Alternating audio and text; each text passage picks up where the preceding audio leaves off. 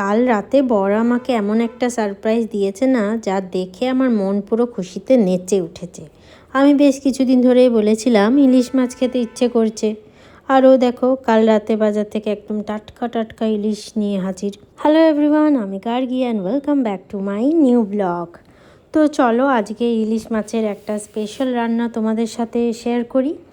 আজকে আমরা পুরো মাছটা রান্না করছি না, মাত্র 3টে পিস করছি। আর এই 3টে মাছে ভালো করে নুন, হলুদ আর অল্প একটু কাঁচা সর্ষের তেল মাখিয়ে ম্যারিনেট করে রেখে দিচ্ছি। ইলিশ মাছে রান্নার আগে একটু তেল মাখিয়ে রাখলে কিন্তু টেস্টটা আরও দ্বিগুণ হয়ে যায়। এবার কড়াইতে সর্ষের তেল দিলাম, ভালো করে গরম করার পর ফোড়নে দিলাম কালো জিরে আর একটু হলুদ। ফোড়নটা একটু ভাজা হতেই এতে দিলাম আগে থেকে জলে গুলে রাখা সাদা সর্ষে, কালো সর্ষে, পোস্ত আর কাঁচা লঙ্কা বাটা। এই সব কটা মশলা একসাথে বেটে জলে গুলে দিলে গ্রেভিটা কিন্তু দারুণ মসৃণ হয়। এবার এই ঝোলটাকে আমরা প্রায় 10 মিনিট মতো ভালো করে ফুটতে দেব, যাতে সর্ষের কাঁচা ভাবটা একটু কেটে যায়। আচ্ছা, এটাতে আমি একটু এক্সট্রা জলও দিয়েছি, কারণ সর্ষের বাটা আর পোস্ত বাটা তো একটু বসে যেতে পারে তাই। তো ঝোলটা 10 মিনিট ফুটে যাওয়ার পর এবার আমি এই কাঁচা ম্যারিনেট করা ইলিশ মাছগুলো এক এক করে ঝোলে ছেড়ে দিচ্ছি।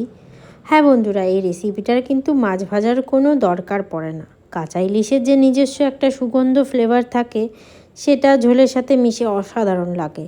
আর সাথে দিচ্ছি কয়েকটা চেরা কাঁচা লঙ্কা, একটু এক্সট্রা ঝাল আর সুন্দর সেন্টের জন্য। কিছুক্ষণ ফোটার পর মাছটা একদম পারফেক্ট সেদ্ধ হয়ে গেছে, আর রান্নাঘর পুরো ইলিশ মাছের গন্ধে ম করছে। এবার নামানোর আগে উপর থেকে বেশ খানিকটা কাঁচা সর্ষের তেল ছড়িয়ে গ্যাসটা বন্ধ করে দেব। এবার ব্যাস রেডি আমাদের গরম গরম ভাত আর কাঁচা ইলিশের সর্ষে পোস্ত ঝোল। মাছটা দেখেই বুঝতে পারছো তো কতটা ফ্রেশ আর নরম হয়েছে।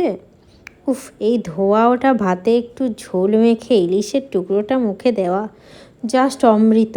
বরকে তো থ্যাংক ইউ বলতেই হবে এমন একটা সারপ্রাইজের জন্য। তো বন্ধুরা, তোমরা ইলিশ মাছ ভেজে খেতে বেশি ভালোবাসো, নাকি আমার মতো এভাবে কাঁচা ইলিশের ঝোল পছন্দ করো?